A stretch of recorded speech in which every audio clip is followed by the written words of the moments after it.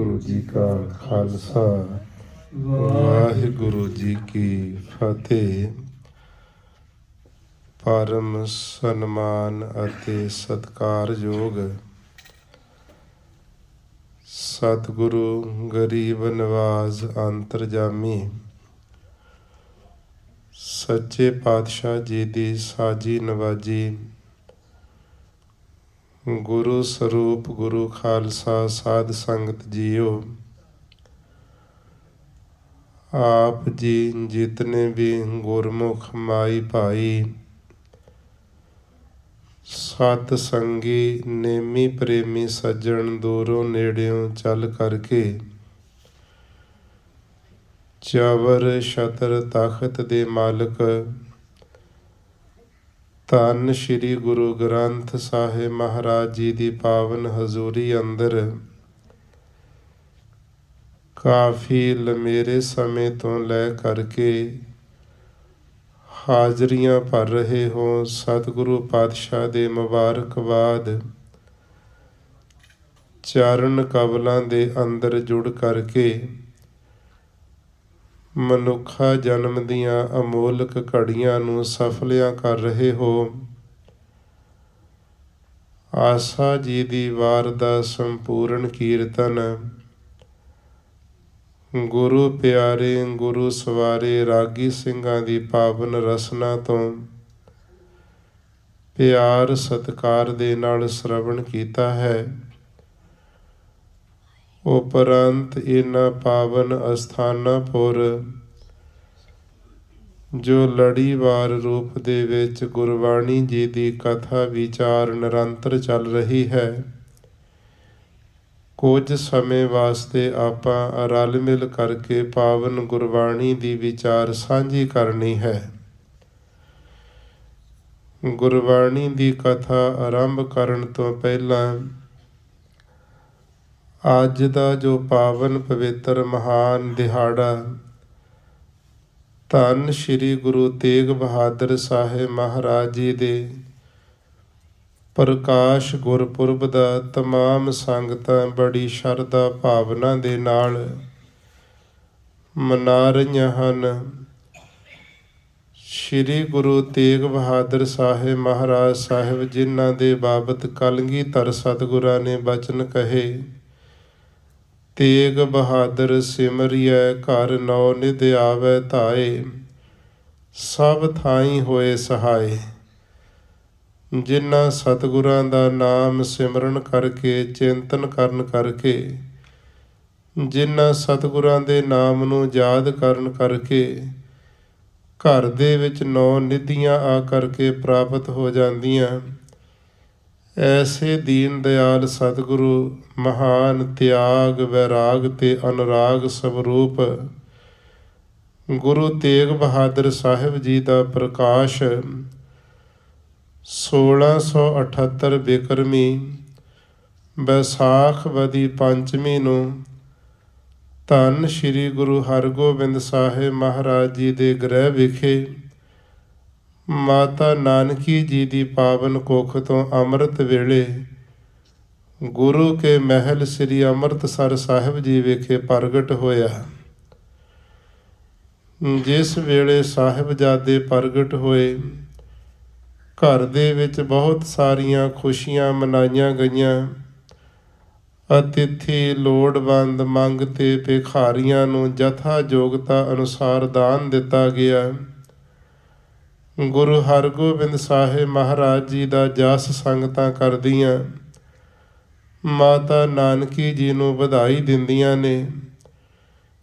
ਜਿਸ ਵੇਲੇ ਵਿਚਾਰ ਚੱਲੀ ਘਰ ਵਿੱਚ ਵੀ ਸਾਹਿਬਜ਼ਾਦੇ ਦਾ ਨਾਮ ਪ੍ਰਗਟ ਕੀਤਾ ਜਾਵੇ, ਨਾਮ ਰੱਖਿਆ ਜਾਵੇ, ਤਾਂ ਸਾਰੀਆਂ ਸੰਗਤਾਂ ਨੇ ਇਹੀ ਕਿਹਾ ਕਿ ਇਹਨਾਂ ਸਾਹਿਬਜ਼ਾਦਿਆਂ ਦਾ ਨਾਮ ਧੰਨ ਗੁਰੂ ਹਰਗੋਬਿੰਦ ਸਾਹਿਬ ਮਹਾਰਾਜ ਆਪਣੀ ਰਸਨਾ ਤੋਂ ਰੱਖਣ। ਸ਼੍ਰੀ ਗੁਰੂ ਹਰਗੋਬਿੰਦ ਸਾਹਿਬ ਮਹਾਰਾਜ ਜੀ ਸ਼੍ਰੀ ਅਕਾਲ ਤਖਤ ਸਾਹਿਬ ਤੇ ਸੁਭਾਏਮਾਨ ਨੇ। ਦੀਵਾਨ ਸਜਿਆ ਹੋਇਆ, ਸਜੇ ਦੀਵਾਨ ਵਿੱਚ ਸਮੁੱਚੇ ਪਰਿਵਾਰ ਤੇ ਸੰਗਤਾਂ ਨੇ ਗੁਰੂ ਤੇਗ ਬਹਾਦਰ ਸਾਹਿਬ ਜੀ ਨੂੰ ਬਾਲਕ ਰੂਪ ਦੇ ਅੰਦਰ ਗੋਦ ਵਿੱਚ ਚੁੱਕ ਕੇ ਸਤਿਗੁਰੂ ਪਾਤਸ਼ਾਹ ਦੀ ਗੋਦੀ ਵਿੱਚ ਦੇ ਦਿੱਤਾ। ਬੇਨਤੀ ਕੀਤੀ, ਮਹਾਰਾਜ ਜੀ ਇਸ ਸਾਹਿਬਜ਼ਾਦੇ ਦਾ ਜੋ ਨਾਮ ਤੁਸੀਂ ਆਪ ਰਸਨਾ ਤੋਂ ਰੱਖੋ। ਤਾਂ ਗੁਰੂ ਹਰਗੋਬਿੰਦ ਸਾਹਿਬ ਮਹਾਰਾਜ ਨੇ ਜਿਸ ਵੇਲੇ ਤੇਗ ਬਹਾਦਰ ਸਤਿਗੁਰਾਂ ਦੇ ਨਾਲ ਲਾਡ ਕੀਤਾ, ਗੋਦ ਦੇ ਵਿੱਚ ਬੈਠਿਆ ਹੋਇਆ ਸਤਿਗੁਰੂ ਤੇਗ ਬਹਾਦਰ ਜੀ ਨੇ ਨਿੱਕੇ ਨਿੱਕੇ ਜਿਹੜੇ ਆਪਣੇ ਕੋਮਲ ਹੱਥ ਸਨ, ਸਤਿਗੁਰੂ ਪਿਤਾ ਹਰਗੋਬਿੰਦ ਸਾਹਿਬ ਜੀ ਦੀਆਂ ਦੋਵੇਂ ਸ੍ਰੀ ਸਾਹਿਬਾਂ ਮੀਰੀ ਤੇ ਪੀਰੀ ਦੀ ਤਲਵਾਰ ਦੇ ਮੁੱਠਿਆਂ ਤੇ ਰੱਖ ਦਿੱਤੇ।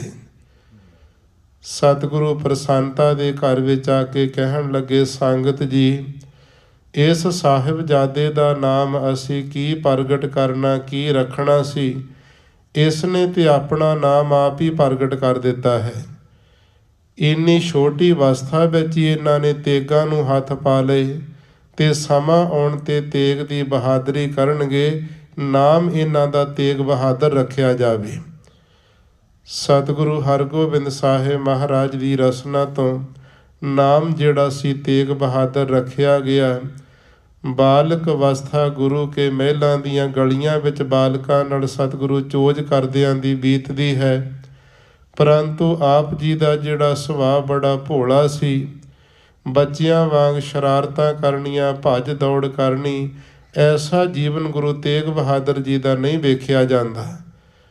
ਬੱਚਿਆਂ ਨੂੰ ਇਕੱਠੇ ਕਰਕੇ ਬਿਠਾ ਲੈਣਾ, ਚੌਂਕੜੇ ਲਗਵਾ ਲੈਣੇ, ਸਮਾਧੀਆਂ ਲਾਉਣੀਆਂ ਸਿਖਾਉਣੀਆਂ, ਇਹ ਬਾਲਕ ਅਵਸਥਾ ਤੋਂ ਸਤਿਗੁਰੂ ਐਸੇ ਸੁਭਾਅ ਵਿੱਚ ਵਿਚਰਦੇ ਨੇ।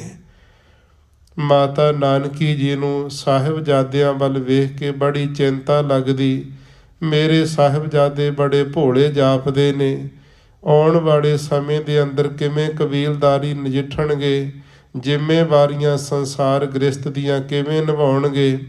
ਬਾਕੀ ਸਾਹਿਬਜ਼ਾਦੇ ਬਾਬਾ ਟਲ ਰਾਏ ਜੀ, ਹੋਰ ਬਾਬਾ ਜਿਹੜੇ ਇਸ ਪ੍ਰਕਾਰ ਸੂਰਜ ਰਾਏ, ਅਣੀ ਰਾਏ ਜੀ, ਇਹ ਬੜੀ ਫੁਰਤੀ ਨਾਲ ਵਿਚਰਦੇ ਨੇ।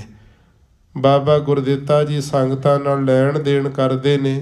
ਇਹ ਚਿੰਤਾ ਲੈ ਕੇ ਮਾਤਾ ਨਾਨਕੀ ਗੁਰੂ ਹਰਗੋਬਿੰਦ ਸਾਹਿਬ ਦੇ ਚਰਨਾਂ ਵਿੱਚ ਪਹੁੰਚੇ ਨੇ। ਜਾ ਕੇ ਬੇਨਤੀ ਕੀਤੀ, ਪਤੀ ਦੇਵ ਜੀ, ਮੇਰੇ ਸਾਹਿਬਜ਼ਾਦੇ ਤੇਗ ਬਹਾਦਰ ਇੰਨੇ ਭੋਲੇ ਜਾਪਦੇ ਨੇ, ਇਹ ਕਿਵੇਂ ਸੰਸਾਰ ਦੇ ਅੰਦਰ ਜ਼ਿੰਮੇਵਾਰੀਆਂ ਨਿਭਾਉਣਗੇ। ਤਾਂ ਗੁਰੂ ਹਰਗੋਬਿੰਦ ਸਾਹਿਬ ਸਤਿਗੁਰੂ ਨੇ ਬਚਨ ਕਹੇ ਸਨ ਕਿ ਐ ਨਾਨਕੀ ਜੀ, ਇਹ ਤੇਗ ਬਹਾਦਰ ਸਾਹਿਬ ਦੇ ਮੋਢਿਆਂ ਦੇ ਉੱਤੇ ਬੜਾ ਵਜਨ ਹੈ। ਸਮਾਂ ਆਉਣ ਤੇ ਸਾਰੇ ਸੰਸਾਰ ਦਾ, ਭਾਰਤ ਦੇ ਇਲਾਕੇ ਦਾ, ਸਾਰੇ ਦੇਸ਼ ਦਾ ਜਿਹੜਾ ਵਜਨ ਆਪਣੇ ਤਨ ਤੇ ਇਹਨਾਂ ਨੇ ਲੈ ਲੈਣਾ। ਆਪਣੇ ਸੀਸ ਦਾ ਬਲੀਦਾਨ ਦੇਸ਼ ਵਾਸਤੇ ਦੇ ਦੇਣਗੇ। ਇਹਨਾਂ ਦੇ ਘਰ ਦੇ ਅੰਦਰ ਐਸਾ ਇੱਕ ਮਰਦ ਅਗੰਮੜਾ ਪੁਰਖ ਪੈਦਾ ਹੋਣਾ ਜਿਹੜਾ ਜ਼ੁਲਮ ਰਾਜ ਦੀਆਂ ਜੜ੍ਹਾਂ ਪੁੱਟ ਕੇ ਰੱਖ ਦੇਵੇਗਾ। ਸਮਾਂ ਪੈਣ ਤੇ ਇਹਨਾਂ ਨੇ ਗੁਰੂ ਨਾਨਕ ਸਾਹਿਬ ਦੀ ਗੁਰਤਾ ਗੱਦੀ ਦੇ ਮਾਲਕ ਬਣਨਾ ਹੈ। ਇਹ ਜਦੋਂ ਸਾਰੇ ਬਚਨ ਮਾਤਾ ਨਾਨਕੀ ਜੀ ਨੇ ਸੁਣੇ, ਮਨ ਦੀ ਖੁਸ਼ੀ ਦੀ ਕੋਈ ਹੱਦ ਨਾ ਰਹੀ ਕਿ ਸਤਿਗੁਰੂ ਗੁਰੂ ਹਰਗੋਬਿੰਦ ਸਾਹਿਬ ਪਤੀ ਦੇਵ ਦੇ ਬਚਨ ਇਹ ਸਦਾ ਵਾਸਤੇ ਜਿਹੜੇ ਨੇ ਸਦੀਵ ਕਾਲ ਸੱਚੇ ਹੋਏ ਤੇ ਹੋਣਗੇ। ਉਹ ਦਿਨ ਦੀ ਉਡੀਕ ਮਾਤਾ ਨਾਨਕੀ ਜੀ ਕਰਦੇ ਨੇ, ਕਦੋਂ ਮੇਰੇ ਸਾਹਿਬਜ਼ਾਦੇ ਇਸ ਤਖਤ ਤੇ ਬੈਠਣਗੇ ਤੇ ਮੈਂ ਗੁਰਤਾ ਗੱਦੀ ਦੇ ਮਾਲਕ ਬਣੇ ਹੋਏ ਇਹਨਾਂ ਨੂੰ ਨੇਤਰਾਂ ਨਾਲ ਵੇਖਾਂ। ਫਿਰ ਸਾਧ ਸੰਗਤ ਜੀ ਗੁਰੂ ਹਰ ਰਾਏ ਸਾਹਿਬ ਮਹਾਰਾਜ ਸਤਿਗੁਰੂ ਬਣੇ। 8ਵੇਂ ਪਾਤਸ਼ਾਹ ਗੁਰੂ ਹਰਕ੍ਰਿਸ਼ਨ ਸਾਹਿਬ ਮਹਾਰਾਜ ਜੀ ਨੂੰ ਗੁਰਤਾ ਗੱਦੀ ਪ੍ਰਾਪਤ ਹੋਈ ਤੇ ਦਿੱਲੀ ਦੇ ਵਿੱਚੋਂ ਫਿਰ ਬਚਨ ਕਰ ਦਿੱਤੇ ਸਨ, ਬਾਬਾ ਬਸ ਹੈ ਬੀਚ ਬਕਾਲੇ, ਬਨ ਗੁਰ ਸੰਗਤ ਸਕਲ ਸੰਭਾਲੇ। ਦਿੱਲੀ ਤੋਂ ਜਿਹੜੀ ਗੁਰਤਾ ਗੱਦੀ ਦਿੱਤੀ, ਭੇਜਣਾ ਕੀਤੀ ਸੀ ਗੁਰੂ ਹਰਕ੍ਰਿਸ਼ਨ ਮਹਾਰਾਜ ਜੀ ਨੇ, ਉਹ ਸਾਧ ਸੰਗਤ ਬਾਬੇ ਬਕਾਲੇ ਦੀ ਪਾਵਨ ਧਰਤੀ ਤੇ ਗੁਰੂ ਤੇਗ ਬਹਾਦਰ ਸਾਹਿਬ ਮਹਾਰਾਜ ਨੂੰ ਪ੍ਰਾਪਤ ਹੋਈ। ਇੱਥੋਂ ਮੱਖਣ ਸ਼ਾਹ ਲੁਬਾਣੇ ਗੁਰਸਿੱਖ ਨੇ, ਸ਼ਰਧਾ ਵਾਲੇ ਨੇ ਸਤਿਗੁਰਾਂ ਨੂੰ ਪ੍ਰਗਟ ਕੀਤਾ। 22 ਜਿਹੜੀਆਂ ਮੰਜੀਆਂ ਸਨ ਸਾਧ ਸੰਗਤ ਜੀ, ਇਹਨਾਂ ਦੀਆਂ ਕੱਚੇ ਪਿੱਲੇ ਗੁਰੂਆਂ ਦੀਆਂ, ਧੀਰ ਮੱਲ ਦੀ ਵੀ ਮੰਜੀ ਲੱਗੀ ਸੀ। ਇਹਨਾਂ ਚੋਂ ਸਤਿਗੁਰਾਂ ਨੂੰ ਪ੍ਰਗਟ ਕਰਕੇ ਸਾਹਮਣੇ ਬਿਠਾ ਦਿੱਤਾ ਸੀ। ਸਤਿਗੁਰੂ ਪਾਤਸ਼ਾਹ ਦਾ ਜਿਹੜਾ ਸੁਭਾਅ ਸੀ, ਬਾਲਕ ਅਵਸਥਾ ਤੋਂ ਬੜੇ ਤਿਆਗ ਵਾਲਾ ਸੀ। ਜਿਸ ਦਿਨ ਬਾਬਾ ਗੁਰਦਿੱਤਾ ਜੀ ਦੀ ਸ਼ਾਦੀ ਸੀ, ਬਰਾਤ ਚੜ੍ਹਨ ਨੂੰ ਤਿਆਰ ਖੜੀ ਸੀ, ਮਾਤਾ ਨਾਨਕੀ ਜੀ ਨੇ ਆਪਣੇ ਸਾਹਿਬਜ਼ਾਦੇ ਗੁਰੂ ਤੇਗ ਬਹਾਦਰ ਜੀ ਦੇ ਤਨ ਦੇ ਉੱਤੇ ਬਹੁਤ ਸੁੰਦਰ ਜਸਮੀਨੇ ਦਾ ਤਿੱਲੇਦਾਰ ਕਢਾਈ ਦਾ ਚੋਲਾ ਪਾ ਕੇ ਸਾਹਿਬਜ਼ਾਦਿਆਂ ਨੂੰ ਸੁੰਦਰ ਰੂਪ ਦਿੱਤਾ ਕਿ ਮੇਰੇ ਸਾਹਿਬਜ਼ਾਦੇ ਸਾਰਿਆਂ ਤੋਂ ਸੋਹਣੇ ਲੱਗਣਗੇ।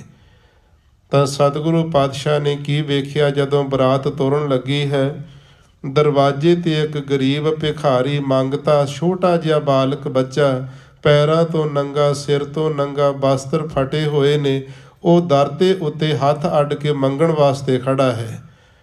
ਗੁਰੂ ਤੇਗ ਬਹਾਦਰ ਸਾਹਿਬ ਨੇ ਕੀਮਤੀ ਆਪਣਾ ਜਿਹੜਾ ਚੋਲਾ ਸੀ ਲਾਹ ਕਰਕੇ ਉਸ ਬਾਲਕ ਦੇ ਗਲ ਵਿੱਚ ਪਾ ਦਿੱਤਾ। ਮਾਤਾ ਨਾਨਕੀ ਜੀ ਨੇ ਕਿਹਾ, ਤੇਗ ਬਹਾਦਰ ਤੇਰੇ ਤਿਆਗ ਤੋਂ ਬਲਿਹਾਰ ਜਾਵਾਂ। ਸਤਿਗੁਰੂ ਪਾਤਸ਼ਾਹ ਐਸੇ ਤਿਆਗ ਦਾ ਸਵਰੂਪ ਹੋਏ। ਫਿਰ ਸਤਿਗੁਰੂ ਜੀ ਨੇ ਜਿਹੜੀਆਂ ਤੇਗ ਦੀਆਂ ਬਹਾਦਰੀਆਂ ਕਰਨੀਆਂ ਸਨ ਤੇ ਸਾਧ ਸੰਗਤ ਕਰਤਾਰਪੁਰ ਦੇ ਜੰਗ ਅੰਦਰ ਇੱਥੇ ਮਹਾਨ ਤੇਗ ਦੀ ਬਹਾਦਰੀ ਕਰਕੇ ਪਿਤਾ ਜੀ ਦੇ ਨਾਲ ਜੰਗ ਦੇ ਵਿੱਚ ਵਿਖਾਈ। ਜਦੋਂ ਆਨੰਦਪੁਰ ਸਾਹਿਬ ਸਤਿਗੁਰੂ ਨੇ ਵਸਾਇਆ, ਬੜਾ ਲੰਬਾ ਇਤਿਹਾਸ ਹੈ। ਇੱਥੋਂ ਫਿਰ ਸਾਧ ਸੰਗਤ ਜੀ ਜਿਹੜਾ ਕਿਰਪਾ ਰਾਮ ਕਸ਼ਮੀਰੀ ਪੰਡਤ ਬ੍ਰਾਹਮਣ ਸੀ, ਉਹਦੀ ਕਮਾਨ ਹੇਠਾਂ ਸਾਰੇ ਬ੍ਰਾਹਮਣ ਇਕੱਠੇ ਹੋ ਕੇ ਆਏ ਕਿ ਸਾਡਾ ਧਰਮ ਡੁੱਬਦਾ ਜਾ ਰਿਹਾ ਹੈ।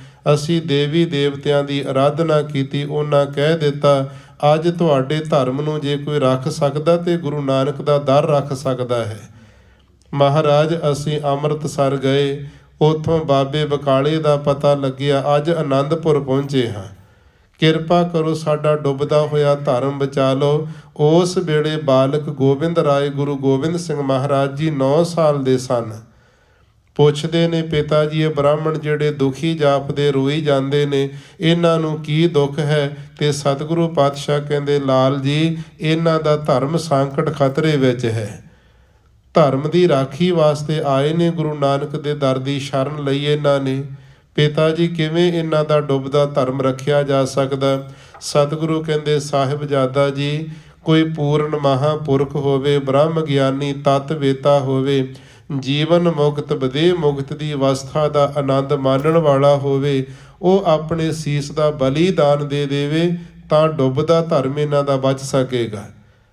ਕਲਗੀਆਂ ਵਾਲੇ ਸਾਡੇ ਪਿਤਾ ਸਤਿਗੁਰੂ ਗੁਰੂ ਗੋਬਿੰਦ ਸਿੰਘ ਮਹਾਰਾਜ ਨੇ ਕਿਹਾ ਸੀ, ਪਿਤਾ ਜੀ ਤੁਹਾਡੇ ਤੋਂ ਵੱਡਾ ਬ੍ਰਹਮ ਗਿਆਨੀ, ਤੁਹਾਡੇ ਤੋਂ ਵੱਡਾ ਮਹਾਂਪੁਰਖ ਤਤਵੇਤਾ ਹੋਰ ਦੁਨੀਆ ਵਿੱਚ ਕੌਣ ਹੋ ਸਕਦਾ ਹੈ?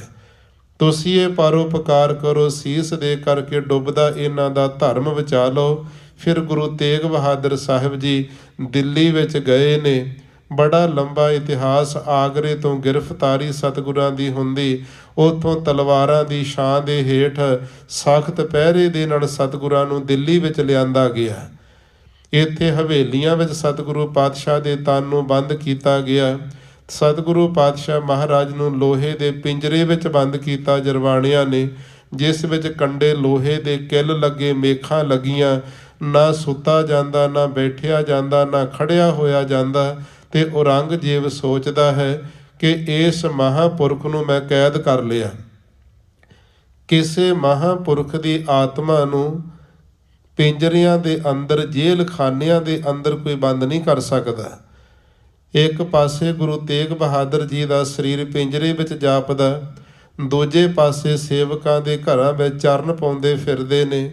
ਕਿਸੇ ਦੇ ਘਰੇ ਪ੍ਰਸ਼ਾਦਾ ਛਕਦੇ ਗੁਰੂ ਤੇਗ ਬਹਾਦਰ, ਨਾਲ ਸਿੱਖ ਜਾਂਦੇ ਨੇ। ਕਿਸੇ ਦੇ ਘਰ ਚਰਨ ਪਾਉਂਦੇ, ਕਿਸੇ ਦੇ ਜਲ ਪਾਣੀ ਛਕਦੇ ਨੇ। ਇਹ ਜਦੋਂ ਖਬਰਾਂ ਪਹੁੰਚਦੀਆਂ ਔਰੰਗੇ ਕੋਲ, ਸੜ ਵੱਲ ਕੇ ਕੋਲੇ ਹੋ ਜਾਂਦਾ। ਸਤਿਗੁਰੂ ਪਾਤਸ਼ਾਹ ਨੂੰ ਬੜੇ ਲੋਭ ਲਾਲਚ ਦਿੱਤੇ ਗਏ। ਬੜੇ ਉਸ ਨੇ ਸਾਧ ਸੰਗਤ ਜੀ ਸਤਿਗੁਰੂ ਪਾਤਸ਼ਾਹ ਨੂੰ ਐਸੇ ਪਿਆਰ ਭਰੇ ਬਚਨ ਕਹੇ ਕਿ ਆਪਣਾ ਧਰਮ ਛੱਡ ਦਿਓ। ਜੇ ਧਰਮ ਨਹੀਂ ਛੱਡ ਸਕਦੇ ਤੇ ਕਰਾਮਾਤ ਸ਼ਕਤੀ ਦਿਖਾਓ। ਜੇ ਇਹ ਵੀ ਨਹੀਂ ਦਿਖਾਓਗੇ ਫਿਰ ਤਲਵਾਰ ਹੋਵੇਗੀ। ਸਤਿਗੁਰੂ ਪਾਤਸ਼ਾਹ ਕਹਿੰਦੇ, ਔਰੰਗਿਆ ਤੈਨੂੰ ਆਪਣਾ ਧਰਮ ਪਿਆਰਾ, ਸਾਨੂੰ ਆਪਣਾ ਧਰਮ ਪਿਆਰਾ, ਇਹਨਾਂ ਹਿੰਦੂ ਵੀਰਾਂ ਨੂੰ ਆਪਣਾ ਧਰਮ ਪਿਆਰਾ ਹੈ। ਜਿਹੜੇ ਧਰਮ ਵਿੱਚ ਪਰਮਾਤਮਾ ਨੇ ਪੈਦਾ ਕੀਤਾ, ਜਿਹੜੀ ਬੇੜੀ ਵਿੱਚ ਬੰਦਾ ਚੜ੍ਹਿਆ ਹੋਵੇ ਉਹੀ ਬੇੜੀ ਬੰਨੇ ਲਾਵੇਗੀ। ਇਹ ਧਰਮ ਨਹੀਂ ਕਦਾਚਿਤ ਵੀ ਛੱਡਿਆ ਜਾਵੇਗਾ। ਬਾਕੀ ਸਤਿਗੁਰੂ ਕਹਿੰਦੇ, ਕਰਾਮਾਤ ਦੀ ਤੂੰ ਗੱਲ ਕਰਦਾ, ਨਾਟਕ ਚੇਟਕ ਕੀਏ ਕੋ ਕਾਜਾ, ਪ੍ਰਭ ਲੋਗਨ ਕਹਿ ਆਵਤ ਲਾਜਾ। ਪ੍ਰਭੂ ਦੇ ਪਿਆਰਿਆਂ ਨੂੰ ਲੱਜਾ ਸ਼ਰਮ ਆਉਂਦੀ ਹੈ ਜਦੋਂ ਕਰਾਮਾਤਾਂ ਕੋਈ ਸ਼ਕਤੀਆਂ ਦਿਖਾਉਂਦੇ ਨੇ। ਇਹ ਗੁਰੂ ਦੇ ਪਿਆਰੇ ਗੁਰਸਿੱਖਾਂ ਦਾ ਕੰਮ ਨਹੀਂ ਹੁੰਦਾ ਸ਼ਕਤੀਆਂ ਪ੍ਰਗਟ ਕਰਕੇ ਦਿਖਾਉਣੀਆਂ। ਸਤਿਗੁਰੂ ਕਹਿੰਦੇ ਤੇਰੀ ਤਲਵਾਰ ਹੈ, ਇਹ ਸਾਨੂੰ ਪ੍ਰਵਾਨ ਹੈ। ਫਿਰ ਉੱਥੇ ਬੜਾ ਕੁਝ ਔਰੰਗਜ਼ੇਬ ਨੇ ਕਿਹਾ, ਜੀ ਕਿੰਨਾ ਚੰਗਾ ਹੋਵੇ ਜੇ ਦੁਨੀਆ ਦੇ ਅੰਦਰ ਦੋ ਧਰਮਾਂ ਤੋਂ ਇੱਕ ਧਰਮ ਬਣ ਜਾਵੇ। ਜਿਵੇਂ ਅੱਜ ਵੀ ਲੋਕ ਲੱਗੇ ਨੇ ਇੱਕੋ ਹੀ ਧਰਮ ਹੋਣਾ ਚਾਹੀਦਾ, ਔਰੰਗਾ ਵੀ ਇਹੀ ਕਹਿੰਦਾ ਸੀ।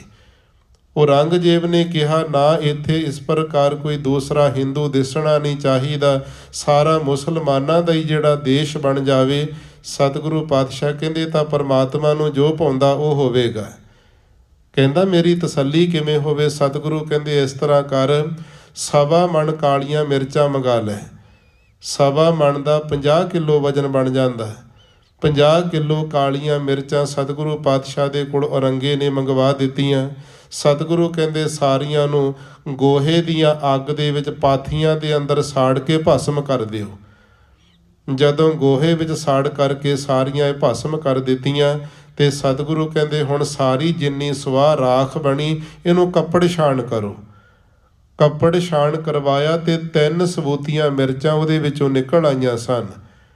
ਔਰੰਗਾ ਵੇਖਦਾ ਸਤਿਗੁਰੂ ਪਾਤਸ਼ਾਹ ਨੂੰ ਪੁੱਛਦਾ ਇਹ ਕੀ ਹੈ? ਸਤਿਗੁਰੂ ਕਹਿੰਦੇ ਔਰੰਗਿਆ ਤੇਰੇ ਸਵਾਲ ਦਾ ਜਵਾਬ ਹੈ। ਤੂੰ ਕਹਿੰਦਾ ਸੀ 2 ਧਰਮਾਂ ਤੋਂ ਇੱਕ ਕਰ ਦਿਆਂਗਾ ਤੇ ਪਰੰਤੂ ਮੇਰੇ ਮਾਲਕ ਪਰਮਾਤਮਾ ਨੂੰ ਭਾਉਂਦਾ 2 ਤੋਂ 1 ਨਹੀਂ 2 ਤੋਂ 3 ਹੋਣਗੇ। ਇੱਕ ਤੁਹਾਡਾ ਮੁਸਲਮਾਨਾਂ ਦਾ ਧਰਮ ਚੱਲਦਾ, ਇੱਕ ਹਿੰਦੂਆਂ ਦਾ ਚੱਲਦਾ ਪਿਆ, ਇੱਕ ਖਾਲਸਾ ਪੰਥ ਮੇਰਾ ਸਾਹਿਬਜ਼ਾਦਾ ਮਰਦ ਅਗੰਮੜਾ ਗੁਰੂ ਗੋਬਿੰਦ ਸਿੰਘ ਉਹ ਸਾਜਣਾ ਕਰੇਗਾ। ਔਰੰਗੇ ਨੇ ਫਿਰ ਉੱਥੇ ਵੇਖਿਆ ਲੋਭ ਲਾਲਚ ਤੋਂ ਉੱਚੇ ਉੱਠ ਪਏ ਨੇ ਸਤਿਗੁਰੂ, ਕਿਸੇ ਤਰ੍ਹਾਂ ਦਾ ਵੀ ਬਚਨ ਜਿਹੜਾ ਨਹੀਂ ਮੰਨਦੇ। ਫਿਰ ਇਹਨੇ ਹੁਕਮ ਕੀਤਾ ਸੀ ਕਿ ਸਤਿਗੁਰਾਂ ਨੂੰ ਚਾਂਦਨੀ ਚੌਂਕ ਦੇ ਵਿੱਚ ਬਿਠਾ ਕੇ ਸ਼ਹੀਦ ਕਰ ਦਿੱਤਾ ਜਾਵੇ। ਢੰਡੋਰਾ ਦੇ ਦਿੱਤਾ ਸਾਰੀ ਦਿੱਲੀ ਦੇ ਅੰਦਰ। ਗੁਰੂ ਤੇਗ ਬਹਾਦਰ ਸਿੱਖਾਂ ਦੇ ਗੁਰੂ ਅੱਜ ਕਤਲ ਕੀਤੇ ਜਾਣਗੇ। ਚਾਂਦਨੀ ਚੌਂਕ ਵਿੱਚ ਬੜੇ ਲੋਕਾਂ ਦਾ ਇਕੱਠ ਹੋ ਗਿਆ। ਉੱਥੇ ਗੁਰੂ ਤੇਗ ਬਹਾਦਰ ਸਾਹਿਬ ਮਹਾਰਾਜ ਨੇ ਫਿਰ ਸਾਧ ਸੰਗਤ ਜਿਹੜੇ ਖੂਹ ਦੇ ਉੱਤੇ ਇਸ਼ਨਾਨ ਕੀਤਾ। ਅੱਜ ਵੀ ਗੁਰਦੁਆਰਾ ਸੀਸਗੰਜ ਸਾਹਿਬ ਦੇ ਹੇਠਾਂ ਉਹ ਖੂਹ ਮੌਜੂਦ ਹੈ। ਇਸ਼ਨਾਨ ਕਰਕੇ ਸਤਿਗੁਰੂ ਚਾਂਦਨੀ ਚੌਂਕ ਵਿੱਚ ਜਦੋਂ ਆਏ ਨੇ, ਇੱਥੇ ਕਹਿ ਦਿੱਤਾ ਸੀ ਸਵਾਣੇ ਵਾਲਾ ਜਲਾਦ ਤਲਵਾਰ ਲੈ ਕੇ ਖੜਾ ਸੀ ਵਾਰ ਕਰਨ ਲਈ। ਸਤਿਗੁਰੂ ਕਹਿੰਦੇ ਜਲਾਦਾ ਤੇਰੀ ਜਿਹੜੀ ਤਲਵਾਰ ਉਦੋਂ ਚੱਲਣੀ ਚਾਹੀਦੀ ਜਦੋਂ ਅਸੀਂ ਆਪਣਾ ਜਪਜੀ ਸਾਹਿਬ ਦਾ ਪਾਠ ਕਰਕੇ ਧਰਤੀ ਤੇ ਮੱਥਾ ਟੇਕ ਕੇ ਸੀਸ ਉੱਚਾ ਕਰਾਂਗੇ, ਤੇਰੀ ਤਲਵਾਰ ਚੱਲ ਜਾਵੇ। ਭਾਈ ਜੈਤੇ ਨੂੰ ਪਹਿਲਾਂ ਬਚਨ ਕਰ ਦਿੱਤੇ। ਸਤਿਗੁਰੂ ਕਹਿੰਦੇ ਜੈਤਿਆ ਜਿਹੜਾ ਮੇਰਾ ਸੀਸ ਹੈ ਤੇਰੀ ਝੋਲੀ ਵਿੱਚ ਆ ਜਾਣਾ ਤੇ ਆਨੰਦਪੁਰ ਲੈ ਕੇ ਚਲਿਆ ਜਾਈ, ਸਾਹਿਬਜ਼ਾਦੇ ਦਾ ਸੰਸਕਾਰ ਉੱਥੇ ਕਰਨਗੇ। ਤੇ ਸਾਧ ਸੰਗਤ ਜੀ ਉਹ ਸਾਰਾ ਭਾਣਾ ਵਰਤਿਆ।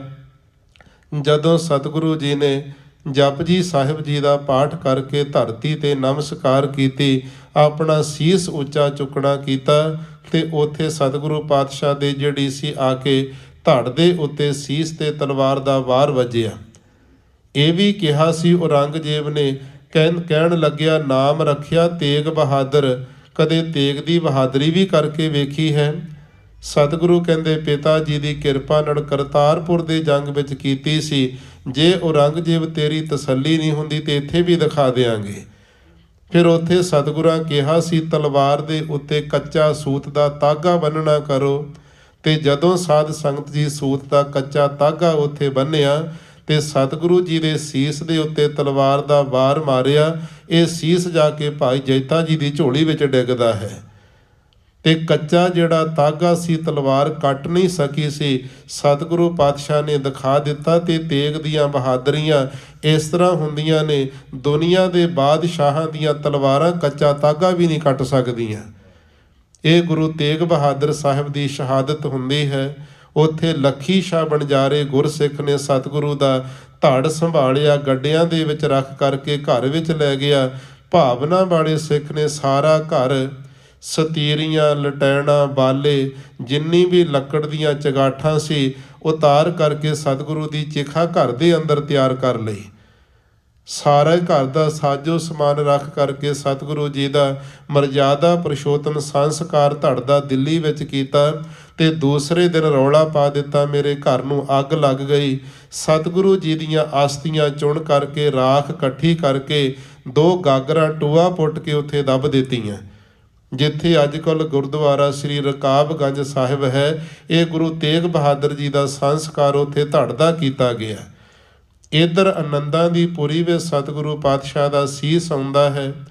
ਜਦੋਂ ਸਤਿਗੁਰੂ ਜੀ ਇੱਥੋਂ ਮਾਤਾ ਨਾਨਕੀ ਜੀ ਨੂੰ, ਆਪਣੀ ਦਾਦੀ ਨੂੰ ਗੁਰੂ ਗੋਬਿੰਦ ਸਿੰਘ ਮਹਾਰਾਜ ਜੀ ਪੁੱਛਦੇ ਨੇ, ਮਾਤਾ ਜੀ, ਦਾਦੀ ਮਾਂ, ਪਿਤਾ ਗੁਰੂ ਤੇਗ ਬਹਾਦਰ ਜੀ ਦੀ ਸ਼ਹਾਦਤ ਹੋ ਗਈ ਹੈ, ਤੁਹਾਡੇ ਸਾਹਿਬਜ਼ਾਦੇ ਧਰਮ ਕਮਾ ਕੇ ਚਲੇ ਗਏ ਨੇ, ਤੇ ਹੁਣ ਪਿਤਾ ਜੀ ਦਾ ਜਿਹੜਾ ਸੀਸ ਆ ਰਿਹਾ, ਦਾਦੀ ਮਾਂ, ਉਹਦਾ ਸੰਸਕਾਰ ਕਿੱਥੇ ਕਰੀਏ?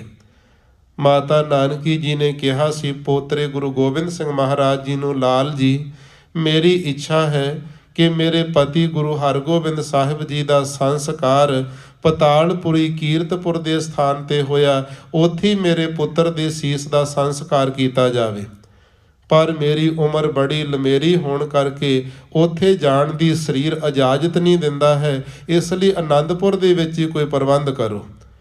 ਫਿਰ ਉੱਥੇ ਜਿੱਥੇ ਗੁਰਦੁਆਰਾ ਸੀਸਗੰਜ ਸਾਹਿਬ ਹੈ, ਸਾਧ ਸੰਗਤ ਆਨੰਦਪੁਰ ਦੇ ਵਿੱਚ, ਉੱਥੇ ਸਤਿਗੁਰੂ ਜੀ ਦਾ ਸੀਸ ਲਿਆ ਕੇ ਚੰਦਨ ਦੀ ਚਿਖਾ ਦੇ ਉੱਤੇ ਰੱਖਿਆ ਗਿਆ।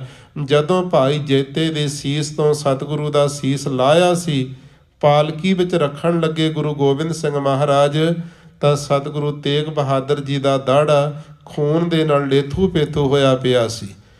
ਇਉਂ ਦਾੜੇ ਦੇ ਜਿਹੜੇ ਰੋਮ ਸਾਧ ਸੰਗਤ ਸਖਤ ਹੋ ਗਏ ਸਨ, ਜਿਵੇਂ ਲੋਹੇ ਦੀਆਂ ਕੋਈ ਤਾਰਾਂ ਹੋਣ, ਕਿਉਂਕਿ ਖੂਨ ਜੰਮ ਚੁੱਕਿਆ ਸੀ ਦਾੜੇ ਦੇ ਵਿੱਚ। ਨੇਤਰ ਸਤਿਗੁਰੂ ਪਾਤਸ਼ਾਹ ਦੇ ਮੂੰਦੇ ਹੋਏ ਨੇ। ਉੱਥੇ ਸੰਗਤਾਂ ਦੀਆਂ ਧਾਹਾਂ ਨਿਕਲੀਆਂ। ਗੁਰੂ ਕਲਗੀਧਰ ਪਾਤਸ਼ਾਹ ਸੰਗਤ ਨੂੰ ਧੀਰਜ ਦਿੰਦੇ ਨੇ। 9 ਸਾਲ ਦੀ ਅਵਸਥਾ ਦੇ ਅੰਦਰ ਭਾਈ, ਜੋ ਉਪਜਿਓ ਸੋ ਬਿਨਸ ਹੈ, ਪਰੋ ਆਜ ਕੇ ਕਾਲ, ਨਾਨਕ ਹਰ ਗੁਣ ਗਾਏ ਲੈ ਛਾੜ ਸਗਲ ਜੰਜਾਲ। ਰਾਣਾ ਰਾਉ ਨਾ ਕੋ ਰਹਿ, ਰੰਗ ਨਾ ਤੁੰਗ ਫਕੀਰ, ਵਾਰੀ ਆਪੋ ਆਪਣੀ ਕੋਈ ਨਾ ਬੰਧੈ ਧੀਰ। ਜਦੋਂ ਫਿਰ ਕਲਗੀਧਰ ਪਿਤਾ ਸਤਿਗੁਰੂ ਜੀ ਨੇ ਇਹ ਸੰਸਕਾਰ ਸੀਸ ਦਾ ਪਿਤਾ ਜੀ ਦਾ ਕੀਤਾ, ਉਸੇ ਦਿਨ ਹੀ ਬਚਨ ਕਰ ਦਿੱਤੇ ਸੀ, ਭਾਈ ਜੈਤਿਆ, ਜਦੋਂ ਪਿਤਾ ਦੀ ਸ਼ਹੀਦੀ ਹੋਈ ਸੀ, 10 ਦਿੱਲੀ ਵਿੱਚ ਸਿੱਖ ਸੰਗਤਾਂ ਅੰਦਰ ਕਿੰਨਾ ਵੀਰ ਰਸ ਬਣਿਆ ਹੋਵੇਗਾ। ਭਾਈ ਜੈਤਾ ਕਹਿੰਦਾ, ਸਤਿਗੁਰੂ ਵੀਰ ਰਸ ਦੀ ਗੱਲ ਕਰਦੇ ਹੋ? 1400 ਸਿੱਖ ਸੀ ਦਿੱਲੀ ਵਿੱਚ ਰਹਿਣ ਵਾਲਾ। ਇੰਨੇ ਡਰ ਗਏ ਸਨ, ਉਹ ਕਹਿੰਦੇ ਅਸੀਂ ਗੁਰੂ ਤੇਗ ਬਹਾਦਰ ਜੀ ਦੇ ਸਿੱਖ ਹੀ ਨਹੀਂ ਹਾਂ। ਸਤਿਗੁਰੂ ਨੇ ਇਹ ਬਚਨ ਸੁਣ ਕੇ ਫਿਰ ਬਚਨ ਕਹੇ ਸਨ, ਇੱਕ ਦਿਨ ਐਸਾ ਆਵੇਗਾ, ਮੈਂ ਖਾਲਸਾ ਪੰਥ ਦੀ ਸਾਜਨਾ ਕਰਾਂਗਾ। ਮੇਰਾ ਖਾਲਸੇ ਨੂੰ ਬੋਲ ਕੇ ਦੱਸਣ ਦੀ ਲੋੜ ਨਹੀਂ ਪੈਣੀ, ਇਹ ਗੁਰੂ ਗੋਬਿੰਦ ਸਿੰਘ ਦਾ ਖਾਲਸਾ ਹੈ। ਉਹ ਲੱਖਾਂ ਕਰੋੜਾਂ ਦੇ ਅੰਦਰ ਖੜਾ ਹੋਇਆ ਆਪਣੀ ਵੱਖਰੀ ਪਹਿਚਾਣ ਰੱਖੇਗਾ।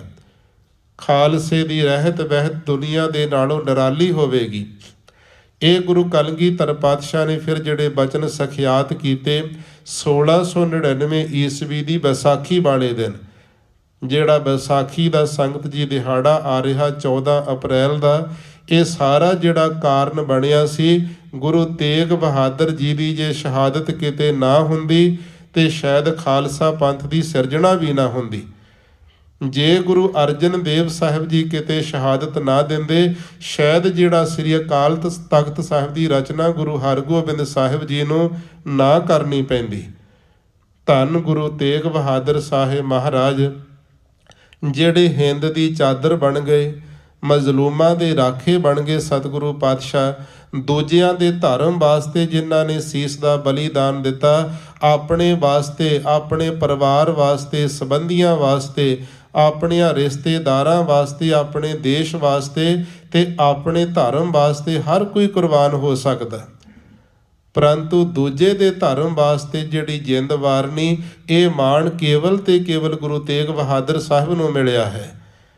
ਇਸ ਲਈ ਚਾਹੀਦਾ ਇਹ ਸੀ ਕਿ ਇਹ ਜਿਹੜੇ ਦਿਹਾੜੇ ਗੁਰੂ ਤੇਗ ਬਹਾਦਰ ਜੀ ਦਾ, ਚਾਹੇ ਪ੍ਰਕਾਸ਼ ਦਿਹਾੜਾ ਹੋਵੇ, ਚਾਹੇ ਸ਼ਹੀਦੀ ਗੁਰਪੁਰਬ ਹੋਵੇ, ਇਹ ਹਿੰਦੂ ਵੀਰਾਂ ਨੂੰ ਮਨਾਉਣਾ ਚਾਹੀਦਾ ਸੀ। ਅੱਜ ਤਿਲਕ ਲੱਗੇ ਨੇ ਮੱਥਿਆਂ ਦੇ ਉੱਤੇ ਵੱਡੇ ਵੱਡੇ, ਇਹ ਗੁਰੂ ਤੇਗ ਬਹਾਦਰ ਸਾਹਿਬ ਦੇ ਖੂਨ ਦੇ ਤਿਲਕ ਨੇ। ਜੇ ਸਤਿਗੁਰੂ ਆਪਣਾ ਰਕਤ ਨਾ ਡੋਲਦੇ, ਅੱਜ ਮੱਥਿਆਂ ਦੇ ਉੱਤੇ ਤਿਲਕ, ਤੇੜ, ਧੋਤੀ, ਗਲ ਵਿੱਚ ਮਾਲਾ ਕਿਸੇ ਹਿੰਦੂ ਦੇ ਨਹੀਂ ਦਿਸਣੀ ਸੀ। ਇਹ ਕੁਰਬਾਨੀ ਗੁਰੂ ਤੇਗ ਬਹਾਦਰ ਜੀ ਨੇ ਦੇ ਕੇ ਡੁੱਬਦਾ ਧਰਮ ਉਹਨਾਂ ਦਾ ਬਚਾਇਆ। ਐਸੇ ਦੀਨ ਦਿਆਲ ਗੁਰੂ ਤੇਗ ਬਹਾਦਰ ਸਾਹਿਬ ਜੀ ਦਾ ਅੱਜ ਪ੍ਰਕਾਸ਼ ਗੁਰਪੁਰਬ ਹੈ। ਸਾਰੀਆਂ ਸੰਗਤਾਂ ਨੂੰ ਬਹੁਤ ਬਹੁਤ ਵਧਾਈਆਂ ਹੋਣ ਜੀ। ਆਓ ਹੁਣ ਜੋ ਗੁਰਬਾਣੀ ਦੀ ਲੜੀਵਾਰ ਕਥਾ ਚੱਲ ਰਹੀ ਹੈ, ਪ੍ਰੇਮ ਸਤਿਕਾਰ ਦੇ ਨਾਲ ਆਪਾਂ ਸ਼ਰਵਣ ਕਰਨਾ ਕਰੀਏ ਜੀ। ਸਤਨਾਮ ਸ੍ਰੀ ਵਾਹਿਗੁਰੂ ਸਾਹਿਬ ਜੀ।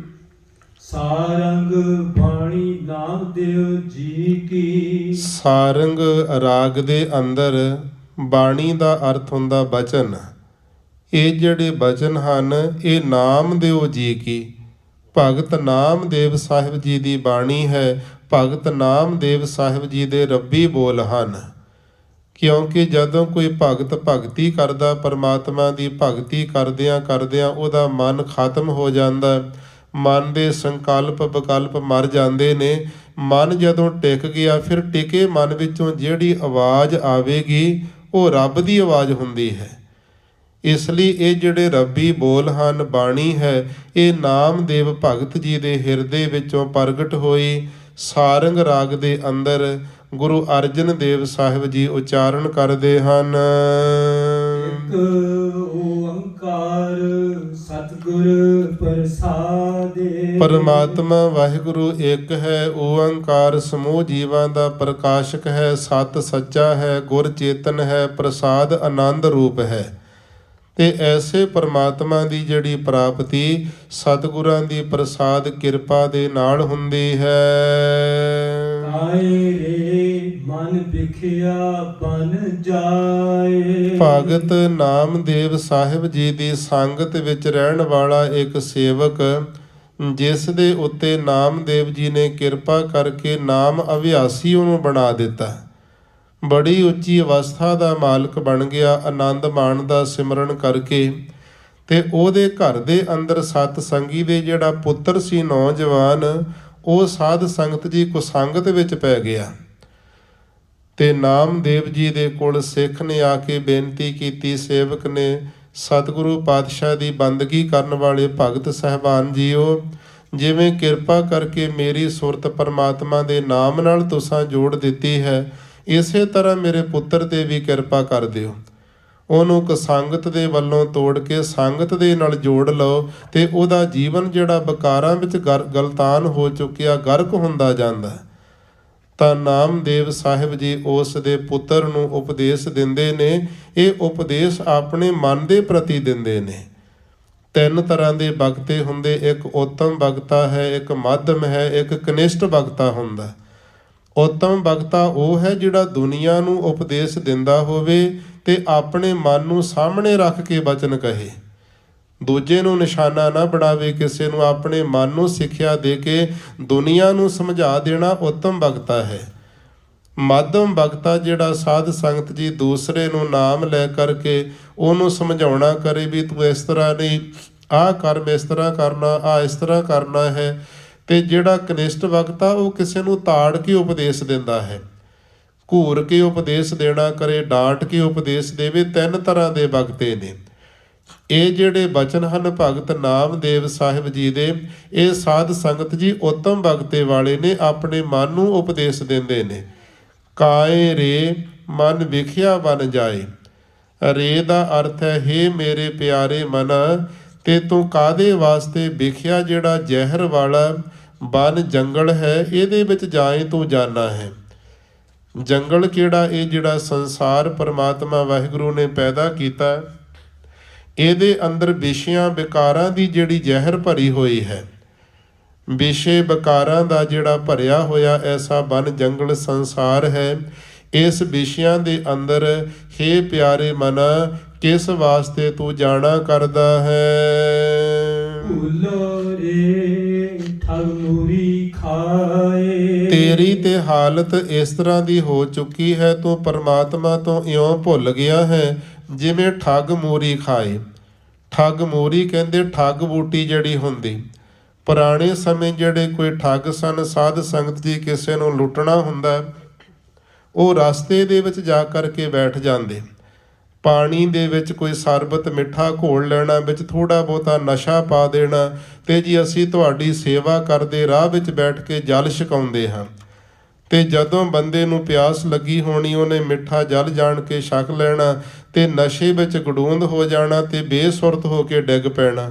ਸਾਰਾ ਕੁਝ ਉਸ ਦਾ ਲੁੱਟ ਖੋਹ ਕਰਕੇ ਉਹ ਲੈ ਜਾਂਦੇ ਸਨ। ਜਾਂ ਮਿੱਠੀਆਂ ਵਸਤੂਆਂ, ਮਠਿਆਈ, ਕੋਈ ਲੱਡੂਆਂ ਦੇ ਵਿੱਚ ਕੋਈ ਨਸ਼ੀਲੀ ਵਸਤੂ ਪਾ ਦੇਣੀ, ਉਹ ਬੰਦੇ ਨੂੰ ਖਵਾ ਦੇਣੀ, ਉਹਨੂੰ ਸਾਧ ਸੰਗਤ ਠਗਮੋਰੀ ਕਹਿੰਦੇ ਨੇ, ਜਿਹੜੀ ਠੱਗ ਬੂਟੀ ਹੈ।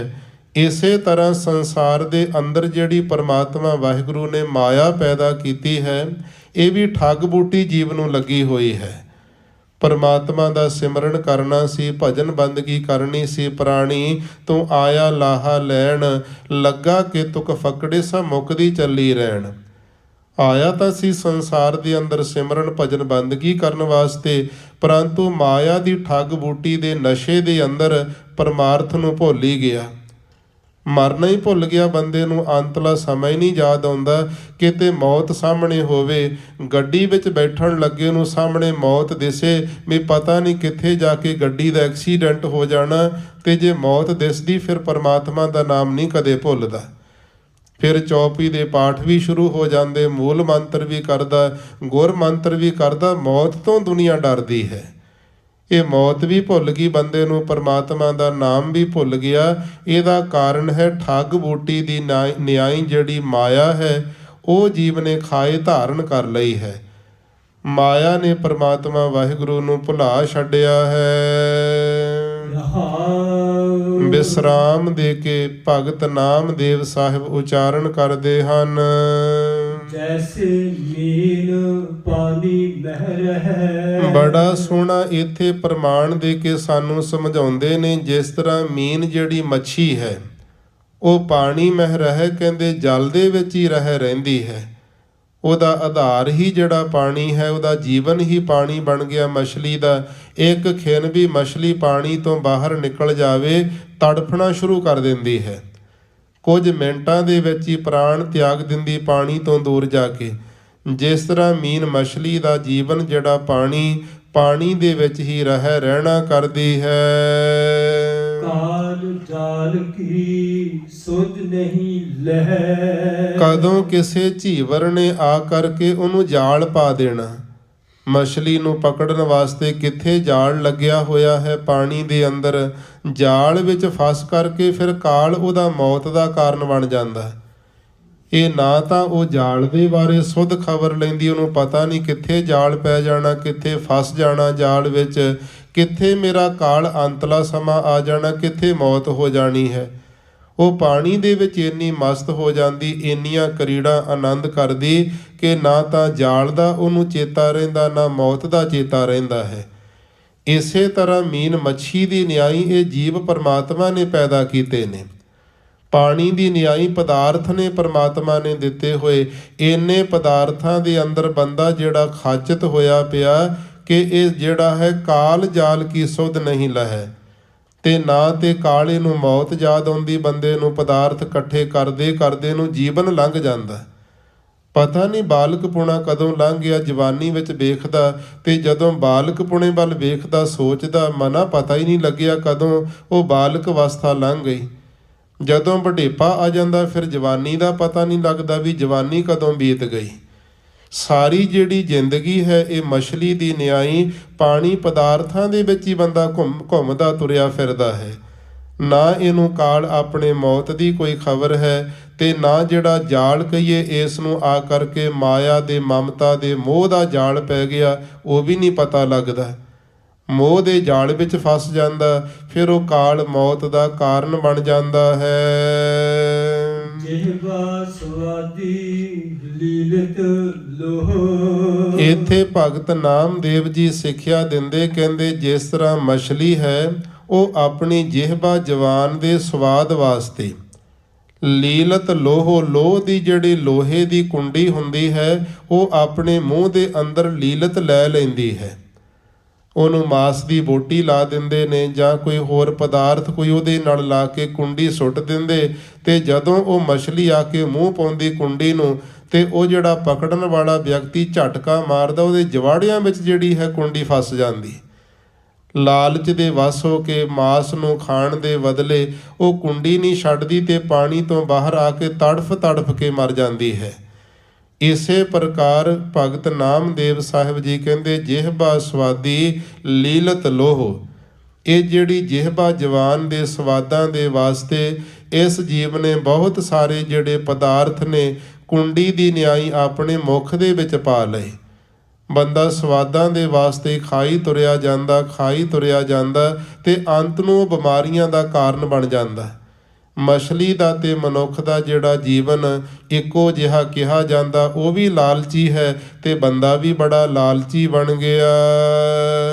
ਐਸੇ ਕਨਕ ਕਾਵਨੀ ਬਾਧਿਓ ਮੋਹ। ਇਹ ਜਿਹੜਾ ਜੀਵ ਹੈ ਕਦੇ ਤੇ ਕਣਕ ਕਹਿੰਦੇ ਜਿਹੜਾ ਸੋਨਾ ਹੈ ਉਹਦੇ ਮੋਹ ਦੇ ਵਿੱਚ ਬਾਧਿਓ ਬੰਨਿਆ ਪਿਆ। ਸੋਨਾ ਇਕੱਠਾ ਕਰੀ ਜਾਂਦਾ ਵੀ ਬੜਾ ਮਹਿੰਗਾ ਹੈ, ਮਹਿੰਗੀ ਵਸਤੂ ਹੈ, ਇਹਦਾ ਬਹੁਤ ਸਾਰਾ ਧਨ ਮੈਨੂੰ ਪ੍ਰਾਪਤ ਹੋਵੇਗਾ। ਇਹਦੀ ਕੀਮਤ ਨਹੀਂ ਕਦੇ ਘਟਣਾ ਕਰਦੀ, ਇਹ ਦਿਨੋਂ ਦਿਨ ਵੱਧਦਾ ਹੈ। ਕਦੇ ਤਾਂ ਇਹਦੇ ਅੰਦਰ ਜਿਹੜਾ ਮੋਹ ਕਣਕ ਸੋਨੇ ਦਾ ਬਣ ਗਿਆ ਤੇ ਕਦੇ ਕਾਮਨੀ ਨਾਮ ਤ੍ਰੀਮਤ ਇਸਤਰੀ ਦਾ ਮੋਹ ਹੈ। ਆਪਣੀ ਪਤਨੀ ਦਾ ਇਸਤਰੀ ਦੇ ਮੋਹ ਵਿੱਚ ਖਚਤ ਹੈ, ਕਣਕ ਸੋਨੇ ਦੇ ਮੋਹ ਵਿੱਚ ਬੰਨਿਆ ਪਿਆ। ਜੋ ਮਧਮਾਖੀ ਸੰਚੈ ਅਪਾਰ। ਅੱਗੇ ਭਗਤ ਨਾਮਦੇਵ ਜੀ ਨੇ ਹੋਰ ਪ੍ਰਮਾਣ ਦਿੱਤਾ ਹੈ ਇੱਕ ਮੱਖੀ ਦਾ। ਜਿਸ ਤਰ੍ਹਾਂ ਭਗਤ ਜੀ ਕਹਿੰਦੇ ਜਿਉਂ ਮਧ ਮਾਖੀ, ਮਧ ਜਿਹੜੀ ਸ਼ਹਿਦ ਵਾਲੀ ਮੱਖੀ ਹੁੰਦੀ, ਉਹ ਸ਼ਹਿਦ ਨੂੰ ਸਾਂਚੈ ਅਪਾਰ, ਬੇਅੰਤ ਬਹੁਤ ਜ਼ਿਆਦਾ ਜਿਹੜਾ ਹੈ ਛੱਤੇ ਵਿੱਚ ਲਿਆ ਕੇ ਸ਼ਹਿਦ ਨੂੰ ਇਕੱਠਾ ਕਰੀ ਜਾਂਦੀ ਹੈ ਕਿ ਮੈਂ ਜ਼ਿੰਦਗੀ ਦੇ ਵਿੱਚ ਫਿਰ ਸਾਰੀ ਜ਼ਿੰਦਗੀ ਬੈਠ ਕਰਕੇ ਇਹਨੂੰ ਖਾਂਦੀ ਰਹਾਂਗੀ। ਇਸ ਪ੍ਰਕਾਰ ਬੜਾ ਉਹਨੇ ਸ਼ਹਿਦ ਜਿਹੜਾ ਮੱਖੀ ਨੇ ਇਕੱਠਾ ਕਰ ਲਿਆ। ਮਧ ਲੀਨੋ ਮੁਖ ਦੀਨੀ ਛਾਰ। ਜਿਹੜੇ ਸ਼ਹਿਦ ਨੂੰ ਚੋਣ ਵਾਲੇ ਵਿਅਕਤੀ ਹੋਇਆ ਕਰਦੇ, ਉਹ ਤਾਂ ਮੱਖੀ ਦੇ ਮੁਖ ਦੇ ਅੰਦਰ ਦੀਨੀ ਛਾਰ ਨਾਮ ਜਾਂ ਤਾਂ ਸੁਆਹ ਪਾ ਦਿੰਦੇ ਉਹਦੇ ਮੁਖ ਦੇ ਵਿੱਚ, ਜਾਂ ਕੌੜਾ ਜਿਹੜਾ ਧੂਆਂ ਹੈ ਹੇਠਾਂ ਕਰ ਦਿੰਦੇ ਨੇ। ਉਹ ਜਾ ਕੇ ਮੱਖੀ ਦੇ ਸਾਧ ਸੰਗਤ ਜੀ ਫਿਰ ਜਦੋਂ ਅੰਦਰ ਪ੍ਰਵੇਸ਼ ਕਰਦਾ, ਫਿਰ ਉਹ ਛੱਤੇ ਨੂੰ ਛੱਡ ਕਰਕੇ ਭੱਜਦੀਆਂ ਦੌੜਦੀਆਂ ਨੇ। ਜਿਹੜਾ ਮਧ ਉਹ ਸ਼ਹਿਦ ਸੀ ਇਕੱਠਾ ਕੀਤਾ, ਉਹ ਸ਼ਹਿਦ ਚੋਣ ਵਾਲੇ ਨੇ ਲੀਨੋਂ ਲੈ ਲਿਆ। ਹੁਣ ਮੱਖੀ ਦੇ ਵੱਸ ਕੀ ਰਹਿ ਗਿਆ? ਕੁਝ ਵੀ ਨਹੀਂ। ਸਾਰੀ ਜ਼ਿੰਦਗੀ ਇਕੱਠਾ ਕਰਦੀ ਰਹੀ ਤੇ ਅੰਤਲੇ ਸਮੇਂ ਉਹਨੂੰ ਕੌੜਾ ਧੂਆਂ ਹੀ ਖਾਣਾ ਪਿਆ। ਛੱਤਾ ਵੀ ਛੱਡਣਾ ਪੈ ਗਿਆ, ਘਰ-ਬਾਰ ਵੀ ਛੱਡਣਾ ਪੈ ਗਿਆ। ਇਹ ਹਾਲਤ ਸਾਡੀ ਜੀਵਾਂ ਦੀ ਹੈ। ਨਾਮਦੇਵ ਜੀ ਕਹਿੰਦੇ ਜਿਉਂ ਮਧ ਮਾਖੀ ਸੰਚੈ ਅਪਾਰ। ਮਧੂ ਮੱਖੀ ਜਿਹੜੀ ਸ਼ਹਿਦ ਵਾਲੀ ਮੱਖੀ ਹੈ, ਜਿਵੇਂ ਬਹੁਤਾ ਧਨ ਇਕੱਠਾ ਕਰਦੀ ਹੈ, ਬਹੁਤਾ ਜਿਹੜਾ ਸੀ ਉਹ ਸ਼ਹਿਦ ਇਕੱਠਾ ਕਰਦੀ ਹੈ, ਇਸੇ ਤਰ੍ਹਾਂ ਇਹ ਜੀਵ ਰੂਪ ਜਿਹੜੀ ਮੱਖੀ ਹੈ, ਇਹ ਬਹੁਤ ਸਾਰਾ ਧਨ ਇਕੱਠਾ ਕਰਦੀ ਹੈ। ਕੌਡੀ ਜੋਰ ਕੈ ਜੋਰੇ ਲੱਖ ਕਰੋੜ, ਅਰਬਾਂ ਖਰਬਾਂ ਦੀ ਗਿਣਤੀ ਦੇ ਅੰਦਰ ਬੰਦਾ ਧਨ ਇਕੱਠਾ ਕਰ ਲੈਂਦਾ। ਤੇ ਪਰੰਤੂ ਮਧ ਲੀਨੋ ਮੁਖ ਦੀਨੀ ਛਾਰ। ਤੇ ਜਿਹੜਾ ਮਧ ਧਨ ਇਕੱਠਾ ਕੀਤਾ ਤੇ ਉਹ ਲੀਨੋ ਉਹ ਕੌਣ ਲੈ ਗਿਆ? ਉਹ ਸੰਬੰਧੀ ਲੈ ਗਏ, ਧੀਆਂ ਪੁੱਤਰ ਲੈ ਗਏ ਤੇ ਇਸ ਬੰਦੇ ਦੇ ਮੁਖ ਦੇ ਅੰਦਰ ਛਾਰ ਸੁਆਹ ਦੇ ਦਿੰਦੇ ਨੇ। ਤੇ ਅੰਤਲੇ ਸਮੇਂ ਵੇਖੋ, ਜਦੋਂ ਕਿਸੇ ਦਾ ਸਾਧ ਸੰਗਤ ਜੀ ਕੋਈ ਘੰਡ ਬੋਲਦਾ, ਕਹਿੰਦੇ ਜੀ ਇਹਦਾ ਅੰਗੂਠਾ ਲਗਾ ਲਓ ਮਰਨ ਤੋਂ ਪਹਿਲਾਂ ਦਸਤਖਤ ਕਰਵਾ ਲਓ, ਪੁੱਛ ਲਓ ਕਿਹੜੀ ਬੈਂਕ ਵਿੱਚ ਅਕਾਊਂਟ ਹੈ, ਕਿੱਥੇ ਧਨ ਦੱਬਿਆ ਹੋਇਆ। ਇਹ ਸਾਰਾ ਕੁਝ ਪਹਿਲਾਂ ਹੀ ਜਿਉਂਦੇ ਤੋਂ ਲੈ ਜਾਂਦੇ ਨੇ। ਤੇ ਜਦੋਂ ਅੰਤਲਾ ਸਮਾਂ ਹੁੰਦਾ ਤੇ ਫਿਰ ਉੱਥੇ ਇਹਦਾ ਹਾਲ ਜਿਹੜਾ ਬੰਦੇ ਦਾ, ਇਹ ਸ਼ਹਿਦ ਵਾਲੀ ਮੱਖੀ ਵਾਂਗ ਛਾਰ ਕਹੀਏ ਸਵਾਹੀ ਮੂੰਹ ਦੇ ਵਿੱਚ ਪੈਂਦੀ ਹੈ। ਬੜਾ ਕੁਝ ਬੜੀਆਂ ਮਿਹਨਤਾਂ ਕੀਤੀਆਂ, ਮਸ਼ੱਕਤਾਂ ਕੀਤੀਆਂ ਜ਼ਿੰਦਗੀ ਦੇ ਅੰਦਰ, ਅੰਤਲੇ ਸਮੇਂ ਇੱਕ ਕੌਡੀ ਵੀ ਨਾਲ ਨਹੀਂ ਤੁਰਦੀ ਹੈ। ਇਹ ਜੀਵ ਦੀ ਹਾਲਤ ਇੱਕ ਸ਼ਹਿਦ ਵਾਲੀ ਮੱਖੀ ਦੇ ਵਾਂਗ ਹੈ। ਉਹ ਵੀ ਲਾਲਚ ਵਿੱਚ ਬਹੁਤ ਕੁਝ ਬਣਾ ਲੈਂਦੀ ਤੇ ਬੰਦਾ ਵੀ ਲਾਲਚ ਵਿੱਚ ਬਹੁਤ ਕੁਝ ਬਣਾਉਂਦਾ ਹੈ। ਆਪਣਾ ਬਣਾਉਂਦਾ, ਪੁੱਤਰਾਂ ਦਾ ਬਣਾਉਂਦਾ, ਪੋਤਰਿਆਂ ਦੀ ਸੋਚਦਾ, ਪੜੋਤਰਿਆਂ ਤੱਕ ਚਲਿਆ ਜਾਂਦਾ ਵੀ ਆਉਣ ਵਾਲੀਆਂ ਪੀੜ੍ਹੀਆਂ ਜਿਹੜੀਆਂ ਨੇ ਉਹ ਸੁਖੀ ਵਸਣਗੀਆਂ। ਪਰੰਤੂ ਜਿਹੜਾ ਧਨ ਇਕੱਠਾ ਕੀਤਾ ਸਾਧ ਸੰਗਤ, ਜਿਹੜੀ ਅੱਗੇ ਆਉਣ ਵਾਲੀ ਪੀੜ੍ਹੀ ਨੇ ਹੱਥੀਂ ਕੰਮ ਕਰਕੇ ਵੇਖਿਆ ਹੀ ਨਹੀਂ, ਜਿਹਨੂੰ ਪਤਾ ਹੀ ਨਹੀਂ ਵੀ ਧਨ ਕਿਵੇਂ ਇਕੱਠਾ ਕਰੀਦਾ, ਕਿਵੇਂ ਮਿਹਨਤਾਂ ਕਰੀਦੀਆਂ, ਉਹ ਫਿਰ ਨਸ਼ਿਆਂ ਵੱਲ ਨੂੰ ਤੁਰ ਪੈਂਦੇ ਨੇ। ਪੀੜ੍ਹੀਆਂ ਦੀਆਂ ਪੀੜ੍ਹੀਆਂ ਬਰਬਾਦ ਬੰਦਾ ਆਪਣੇ ਹੱਥਾਂ ਨਾਲ ਹੀ ਕਰ ਲੈਂਦਾ। ਤੇ ਅਕਾਲ ਪੁਰਖ ਪਰਮਾਤਮਾ ਦਾ ਸਿਮਰਨ ਕਰਨਾ ਸੀ, ਉਹ ਕੀਤਾ ਨਹੀਂ ਜ਼ਿੰਦਗੀ ਦੇ ਅੰਦਰ। ਇਹ ਪਹਿਲੇ ਨੰਬਰ ਦਾ ਕੰਮ ਸੀ ਨਾਮ ਜਪਣਾ, ਦੂਜੇ ਧਰਮ ਦੀ ਕਿਰਤ ਕਰਨੀ ਸੀ, ਤੀਜਾ ਵੰਡ ਕੇ ਛਕਣਾ ਸੀ। 3 ਬੁਨਿਆਦੀ ਅਸੂਲ ਸੀ ਗੁਰੂ ਨਾਨਕ ਜੀ ਦੇ। ਜੇ ਇਹਨਾਂ ਨੂੰ ਨੰਬਰਵਾਰ ਕਰਨਾ ਕਰੇ ਫਿਰ ਜ਼ਿੰਦਗੀ ਸੁਖਦਾਈ ਬਣ ਜਾਂਦੀ ਹੈ। ਕਿੰਨੇ ਗੁਰਮੁਖ ਪਿਆਰੇ ਨੇ ਸਾਧ ਸੰਗਤ ਦਸਾਂ ਨੌਹਾਂ ਦੀ ਕਿਰਤ ਕਮਾਈ ਵੀ ਕਰਦੇ, ਪਰਿਵਾਰਾਂ ਦੀ ਪਾਲਣਾ ਪੋਸ਼ਣਾ ਵੀ ਕਰਦੇ, ਸੰਗਤਾਂ ਦੀ ਸੇਵਾ ਵਿੱਚ ਵੀ ਦਸਵੰਧ ਕੱਢਦੇ ਨੇ। ਉਹਨਾਂ ਦਾ ਜੀਵਨ ਆਨੰਦਮਈ ਹੈ। ਜੀਵਾਂ ਦੀ ਸਾਡੀ ਹਾਲਤ ਭਗਤ ਨਾਮਦੇਵ ਜੀ ਕਹਿੰਦੇ ਮਧੂ ਮੱਖੀਆਂ ਵਰਗੀ ਬਣ ਚੁੱਕੀ। ਜੀਵ ਦੇ ਮਨ ਵਿੱਚ ਇੰਨਾ ਲਾਲਚ ਬਣ ਚੁੱਕਿਆ ਹੈ। ਗਊ ਬਾਛ ਕਾ ਸੰਚੈ ਖੀਰ। ਅਗਲਾ ਪ੍ਰਮਾਣ ਇੱਕ ਗਊ ਦਾ ਦਿੱਤਾ ਹੈ। ਜਿਵੇਂ ਗਊ ਹੈ, ਗਾਂ ਹੈ ਕੋਈ, ਉਹ ਆਪਣੇ ਬੱਚੇ ਦੇ ਵਾਸਤੇ, ਬਛੜੇ ਦੇ ਵਾਸਤੇ ਤਰ੍ਹਾਂ ਤਰ੍ਹਾਂ ਦਾ ਘਾਹ ਚੁਗ ਕਰਕੇ ਦੁੱਧ ਇਕੱਠਾ ਕਰਦੀ ਹੈ। ਵੀ ਮੇਰਾ ਪੁੱਤਰ ਹੈ ਬਛੜਾ ਕੋਈ ਜਾਂ ਬਛੜੀ ਹੈ, ਉਹ ਦੁੱਧ ਚੁੰਗਣਾ ਕਰੇਗੀ, ਇਸ ਲਈ ਉਹਨੂੰ ਤਾਕਤ ਮਿਲੇਗੀ, ਉਹਦੀ ਪਾਲਣਾ ਪੋਸ਼ਣਾ ਹੋਵੇਗੀ। ਗਾਂ ਤਰ੍ਹਾਂ ਤਰ੍ਹਾਂ ਦਾ ਘਾਹ ਚੁਗ ਕਰਕੇ ਆਪਣੇ ਅੰਦਰ ਬੱਚਿਆਂ ਵਾਸਤੇ ਦੁੱਧ ਇਕੱਠਾ ਕਰਦੀ ਹੈ। ਬਾਂਧ ਦੋਹੇ ਲੈ ਅਹੀਰ। ਅਹੀਰ ਦਾ ਅਰਥ ਹੁੰਦਾ ਜਿਹੜਾ ਕੋਈ ਸਾਧ ਸੰਗਤ, ਕੋਈ ਗੁੱਜਰ ਹੋਵੇ ਜਾਂ ਗਵਾਲਾ ਹੋਵੇ, ਗਊਆਂ ਨੂੰ ਚਾਰਨ ਵਾਲਾ, ਪਾਲਣ ਵਾਲਾ, ਉਹ ਕੀ ਕਰਦਾ, ਗਊ ਦਾ ਜਿਹੜਾ ਬਛੜਾ ਹੈ ਉਹਨੂੰ ਗਊ ਦੇ ਗਲ ਦੇ ਕੋਲ ਬਾਂਧ ਬੰਨ੍ਹ ਦਿੰਦਾ ਹੈ। ਉਹਨੂੰ ਚੱਟੀ ਜਾਂਦੀ ਹੈ ਪਿਆਰ ਦੇ ਵਿੱਚ ਆ ਕਰਕੇ, ਜਾਂ ਥੋੜਾ ਗਊ ਦਾ ਜਿਹੜਾ ਦੁੱਧ ਹੁੰਦਾ ਉਹ ਕੱਢ ਕੇ ਬਛੜੇ ਦੇ ਤਨ ਦੇ ਉੱਤੇ ਪਾ ਦਿੰਦੇ। ਗਾਂ ਉਹਨੂੰ ਚੱਟਦੀ, ਪਿਆਰ ਕਰੀ ਜਾਂਦੀ, ਤੇ ਲੈ ਅਹੀਰ ਤੇ ਜਿਹੜਾ ਦੁੱਧ ਹੈ ਉਹ ਗਵਾਲਾ ਲੈ ਜਾਂਦਾ। ਦੁੱਧ ਤਾਂ ਬਛੜਿਆਂ ਵਾਸਤੇ ਪੈਦਾ ਕੀਤਾ ਸੀ ਗਊ ਨੇ, ਤੇ ਉਹਨੂੰ ਬਛੜੇ ਨੂੰ ਮਿਲਿਆ ਕੋਈ ਨਹੀਂ, ਤੇ ਜਿਹੜਾ ਗਵਾਲਾ ਸਾਰਾ ਦੁੱਧ ਚੋ ਕੇ ਲੈ ਗਿਆ। ਇਉਂ ਜਿਹੜਾ ਇਹ ਜੀਵ ਹੈ, ਭਗਤ ਨਾਮਦੇਵ ਜੀ ਕਹਿੰਦੇ ਗਊ ਵਰਗਾ ਇਹ ਜੀਵ ਸੀ, ਪਰਮਾਤਮਾ ਨੇ ਪੈਦਾ ਕੀਤਾ। ਇਹਦਾ ਬਛੜਾ ਕੀ ਹੈ, ਜਿਹੜਾ ਮਨ ਸੀ ਜੀਵ ਦਾ। ਮਨ ਦੇ ਸੁੱਖ ਵਾਸਤੇ ਬੰਦਾ ਸਭ ਕੁਝ ਕਰਦਾ ਵੀ। ਜੇ ਆ ਧਨ ਹੋਵੇਗਾ ਤੇ ਮਨ ਵਿੱਚ ਕੋਈ ਚਿੰਤਾ ਨਹੀਂ ਰਹਿਣੀ, ਇੰਨਾ ਧਨ ਇਕੱਠਾ ਕਰ ਲਈਏ, ਮਨ ਕਰਕੇ ਮੈਂ ਸੁਖੀ ਹੋ ਜਾਵਾਂਗਾ। ਸੰਬੰਧੀਆਂ ਦੇ ਨਾਲ ਮਿਲਵਰਤਨ ਕਰਦਾ ਮਨ ਕਰਕੇ ਜਿਹੜੀ ਸੁਖੀ, ਇਹ ਜਿਹੜਾ ਆਨੰਦ ਭਾਲਦਾ ਹੈ, ਮਨ ਦੀ ਖੁਸ਼ੀ ਮੈਨੂੰ ਮਿਲਣੀ ਚਾਹੀਦੀ ਹੈ। ਉਹ ਬਹੁਤ ਕੁਝ ਜੀਵ ਨੇ ਜਿਹੜਾ ਸੀ ਗਊ ਦੀ ਨਿਆਈ ਪਦਾਰਥ ਇਕੱਠੇ ਕਰ ਕਰਕੇ ਮਨ ਰੂਪ ਬਛੜੇ ਦੇ ਵਾਸਤੇ ਰੱਖਣਾ ਕੀਤੇ। ਹੁਣ ਜਿਹੜਾ ਮਨ ਸੀ ਉਹਨੂੰ ਸੁੱਖ ਨਹੀਂ ਕੋਈ ਮਿਲਿਆ, ਉਹ ਕਿੱਧਰ ਚਲਿਆ ਗਿਆ ਜਿਹੜਾ ਕੁਝ ਬਣਾਇਆ ਸੀ। ਕਹਿੰਦੇ ਗਲਾ ਬਾਂਧ ਦੋਏ ਲੈ ਅਹੀਰ। ਅਹੀਰ ਜਿਹੜਾ ਗਵਾਲੇ ਦੀ ਨਿਆਈ, ਧੀਆਂ ਸੀ, ਪੁੱਤਰ ਸੀ, ਪਤਨੀ ਸੀ, ਇਹ ਪਰਿਵਾਰ ਵਾਲੇ ਉਸ ਜੀਵ ਨੂੰ ਤੇ ਇਸ ਤਰ੍ਹਾਂ ਮਨ ਰੂਪੀ ਜਿਹੜਾ ਬਛੜਾ ਸੀ ਉਹਨੂੰ ਬੰਨ੍ਹ ਦਿੰਦੇ ਨੇ, ਤੇ ਸਾਰਾ ਕੁਝ ਆਪ ਖੋਹ ਕੇ ਲੈ ਜਾਂਦੇ ਨੇ। ਬੰਦੇ ਦੀ ਮਨ ਦੀ ਸ਼ਾਂਤੀ ਫਿਰ ਉੱਥੇ ਵੀ ਖਤਮ ਹੋ ਜਾਂਦੀ। ਮਨ ਦੀ ਸ਼ਾਂਤੀ ਵਾਸਤੇ ਬਹੁਤ ਕੁਝ ਕਰਦਾ ਬੰਦਾ, ਮਨ ਟਿਕ ਜਾਵੇ, ਮਨ ਸ਼ਾਂਤ ਹੋ ਜਾਵੇ, ਪਰੰਤੂ ਮਨ ਦੀ ਸ਼ਾਂਤੀ ਨਹੀਂ ਬਣਦੀ। ਉਸ ਸੰਬੰਧੀ ਸਭ ਕੁਝ ਹੀ ਲੈ ਜਾਂਦੇ ਹਨ। ਮਾਇਆ ਕਾਰਨ ਸ਼ਰਮ ਅਤ ਕਰੈ। ਜਿਹੜੀ ਮਾਇਆ ਦੀ ਪ੍ਰਾਪਤੀ ਦੇ ਵਾਸਤੇ ਅਤਿਸ਼ੇ ਕਰਕੇ ਬਹੁਤਾ ਸਰਾਮੇ ਥਕੇਵਾਂ ਝੱਲਦਾ ਹੈ। ਪਤਾ ਆਪ ਜੀਆਂ ਨੂੰ ਕਿਵੇਂ ਓਵਰ ਟਾਈਮ ਲਾ ਕਰਕੇ ਬੰਦਾ ਸਰੀਰਾਂ ਦੀ ਵੀ ਪਰਵਾਹ ਨਹੀਂ ਕਰਦਾ। ਸਰੀਰ ਵੀ ਗਲ ਜਾਂਦੇ, ਸਰੀਰ ਰੋਗੀ ਹੋ ਜਾਂਦੇ ਨੇ, ਸਰੀਰਾਂ ਨੂੰ ਆਰਾਮ ਵੀ ਨਹੀਂ ਮਿਲਦਾ ਹੈ। ਇੰਨੀ ਜਿਹੜੀ ਸੀ ਮਾਇਆ ਦੀ ਪ੍ਰਾਪਤੀ ਲਈ ਜੀਵ ਸ਼ਰਮ ਥਕੇਵਾਂ ਝੱਲਣਾ ਕਰਦਾ ਹੈ। ਮਾਇਆ ਲੈ ਕਾਢੈ ਧਰੈ। ਪੁਰਾਣੇ ਸਮੇਂ ਦੇ ਜਿਹੜੇ ਸਾਧਨ ਸੀ, ਜਦੋਂ ਮਾਇਆ ਬਹੁਤੀ ਹੋ ਜਾਂਦੀ ਤੇ ਉਹਨੂੰ ਗਾਡੈ ਦਾ ਅਰਥ ਟੋਆ ਪੁੱਟ ਕੇ ਉਹਦੇ ਵਿੱਚ ਗੱਡ ਕੇ ਧਰੈ ਰੱਖ ਦਿੰਦੇ ਸਨ। ਗਾਗਰਾਂ ਵਿੱਚ ਰੱਖ ਦੇਣੀ, ਘੜੇ ਭਰ ਕੇ ਰੱਖ ਦੇਣੀ। ਅੱਜ ਬੈਂਕਾਂ ਦੇ ਪ੍ਰਬੰਧ ਹੋਏ ਨੇ। ਉਸ ਵੇਲੇ ਨਾਮਦੇਵ ਸਾਹਿਬ ਜੀ ਕਹਿੰਦੇ ਜੀਵ ਨੇ ਬਹੁਤ ਸਾਰਾ ਥਕੇਵਾਂ ਝੱਲ ਕੇ ਬੜੀ ਮਾਇਆ ਇਕੱਠੀ ਕੀਤੀ, ਤੇ ਉਸ ਮਾਇਆ ਨੂੰ ਧਰਤੀ ਵਿੱਚ ਟੋਆ ਪੁੱਟ ਕੇ ਗੱਡ ਕੇ ਰੱਖ ਦਿੱਤਾ ਹੈ। ਨਹੀਂ ਮੂੜ।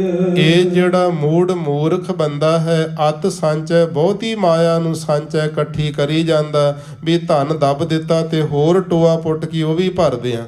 ਬੈਂਕ ਫਲਾਨੀ ਦੇ ਅੰਦਰ ਖਾਤੇ ਭਰੇ ਨੇ, ਹੋਰ ਬੈਂਕ ਦੇ ਵਿੱਚ ਰੱਖਦੇ ਆ। ਇਸ ਲਈ ਸਮਝੈ ਨਹੀਂ ਮੂੜ। ਮੂਰਖ ਬੰਦਾ ਸਮਝਦਾ ਨਹੀਂ ਹੈ ਕਿ ਧਨ ਨਾ ਤੇ ਤੇਰੇ ਨਾਲ ਇਹ ਤੁਰਨਾ ਕਰੇਗਾ, ਇੱਕ ਦਮੜੀ ਵੀ ਨਹੀਂ ਨਾਲ ਜਾਣੀ।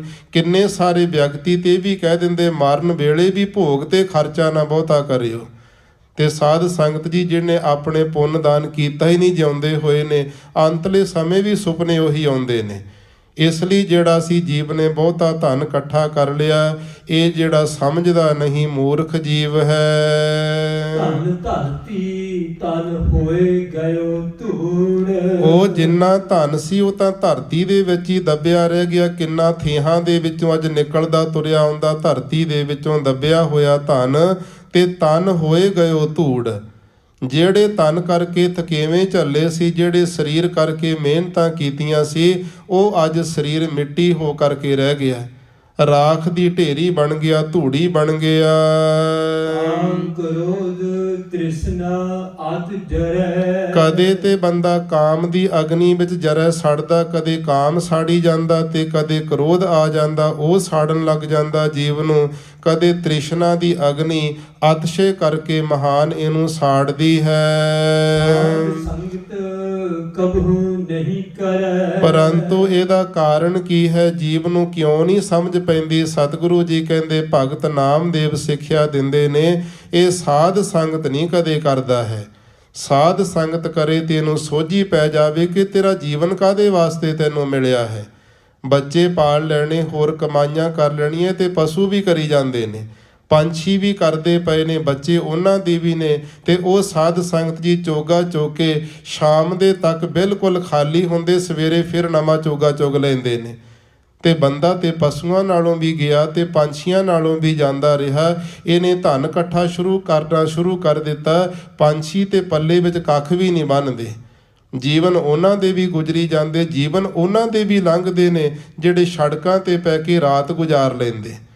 ਇੱਕ ਟਾਈਮ ਦਾ ਭੋਜਨ ਵੀ ਨਹੀਂ ਮਿਲਦਾ ਛਕਣ ਵਾਸਤੇ, ਤੇ ਜੀਵ ਨੇ ਸਮਝਣਾ ਨਹੀਂ ਕੀਤਾ। ਸਾਧ ਸੰਗਤ ਨਹੀਂ ਕਦੇ ਕਰਦਾ ਹੈ। ਕਹਿਤ ਨਾਮ ਦਿਓ ਤਾਚੀ ਆਣ। ਭਗਤ ਨਾਮਦੇਵ ਸਾਹਿਬ ਜੀ ਕਹਿੰਦੇ, ਭਾਈ ਤੁਹਾਨੂੰ ਸਾਰੇ ਜੀਵਾਂ ਨੂੰ ਤਾਚੀ ਆਣ। ਤਾਚੀ ਦਾ ਅਰਥ ਹੈ ਤਿਸ ਪਰਮਾਤਮਾ ਵਾਹਿਗੁਰੂ ਦੀ ਆਣ ਕਹੀਏ, ਕਸਮ ਲੱਗਣੀ ਕਰੇ, ਪਰਮਾਤਮਾ ਦੀ ਸਹੁੰ ਲੱਗੇ ਤੁਹਾਨੂੰ। ਨਿਰਭੈ ਹੋਏ ਭਜੀਐ ਭਗਵਾਨ। ਤੁਸੀਂ ਭਗਵਾਨ ਪਰਮਾਤਮਾ ਵਾਹਿਗੁਰੂ ਦਾ ਭਜਨ ਕਰਿਆ ਕਰੋ ਤੇ ਤੁਹਾਨੂੰ ਵੀ ਨਿਰਭੈ ਪਦ ਵੀ ਪਰਮਾਤਮਾ ਦੇ ਦੇਵੇਗਾ।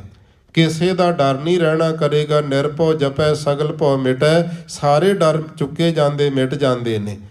ਇਹ ਪਰਮ ਪਵਿੱਤਰ ਉਪਦੇਸ਼ ਨਾਮਦੇਵ ਸਾਹਿਬ ਜੀ ਨੇ ਉਸ ਵੇਲੇ ਆਪਣੇ ਸਤ ਸੰਗੀ ਦੇ ਪੁੱਤਰ ਨੂੰ ਜਦੋਂ ਦਿੱਤਾ, ਐਸਾ ਗਹਿਰਾ ਅਸਰ ਮਨ ਦੇ ਉੱਤੇ ਹੋਇਆ, ਕੋ ਸੰਗਤ ਛੱਡ ਕੇ ਸਤ ਸੰਗੀ ਬਣ ਗਿਆ। ਗੁਰਬਾਣੀ ਸਾਡਾ ਜੀਵਨ ਬਦਲਦੀ ਹੈ। ਗੁਰਬਾਣੀ ਦੀ ਕਥਾ ਨਾਲ ਸਾਡਾ ਜਿਹੜਾ ਜੀਵਨ ਬਣਦਾ ਹੈ। ਕੀਰਤਨ ਸੁਣਦੇ ਓਨਾ ਚਿਰ ਆਨੰਦ ਜਿੰਨਾ ਚਿਰ ਕੀਰਤਨ ਚੱਲਦਾ ਰਹੇ, ਤੇ ਕਥਾ ਜ਼ਿੰਦਗੀ ਬਦਲ ਕੇ ਰੱਖ ਦਿੰਦੀ। ਇਹ ਗੁਰਬਾਣੀ ਹੈ ਸਤਿਗੁਰੂ ਪਾਤਸ਼ਾਹ ਦੀ, ਜਿਹੜੀ ਜਨਮਾਂ ਜਨਮਾਂਤਰਾਂ ਦੀ ਮੈਲ ਸਾਡੀ ਕੱਟ ਕੇ ਸਾਨੂੰ ਗੁਰਮੁਖਤਾਈ ਦੇਣ ਵਾਲੀ ਹੈ। ਸੋ ਸਾਧ ਸੰਗਤ ਜੀ, ਇਹ ਪਰਮ ਪਵਿੱਤਰ ਉਪਦੇਸ਼ ਇੱਕ ਸ਼ਬਦ ਆਪਾਂ ਲੜੀਵਾਰ ਕਥਾ ਦਾ ਵਿਚਾਰਿਆ ਹੈ। ਸਤਿਗੁਰੂ ਜੀ ਕਿਰਪਾ ਕਰਨ, ਸੁੰਦਰ ਵਿਚਾਰਾਂ ਸਾਡੇ ਮਨਾਂ ਤੇ ਤਨਾਂ ਵਿੱਚ ਲੀਨ ਹੋ ਜਾਣ, ਜਿਸ ਕਰਕੇ ਲੋਕ ਸੁਖੀਏ ਤੇ ਪਰਲੋਕ ਸਹੇਲੇ ਹੋ ਸਕੀਏ। ਅਗਿਆਤ ਵਸ ਹੋਈਆਂ ਭੁੱਲਾਂ ਚੁੱਕਾਂ ਦੀ ਖੇਮਾ ਬਖਸ਼ਿਓ ਜੀ। ਆਓ ਅੰਤਲੀਆਂ ਪੰਗਤੀਆਂ ਪੜ੍ਹ ਕੇ ਵਿਸਰਾਮ ਦਈਏ ਜੀ। ਕਾਮ ਕ੍ਰੋਧ ਤ੍ਰਿਸ਼ਨਾ ਅਤ ਜਰੈ। ਸਾਧ ਸੰਗਤ ਕਬਹੂ ਨਹੀਂ ਕਰੈ। ਕਹਿਤ ਨਾਮ ਦਿਓ ਤਾਚੀ ਆਣ। ਨਿਰਭੈ ਹੋਏ ਭਜੀਐ ਭਗਵਾਨ। ਵਾਹਿਗੁਰੂ ਜੀ ਕਾ ਖਾਲਸਾ, ਵਾਹਿਗੁਰੂ ਜੀ ਕੀ ਫਤਿਹ।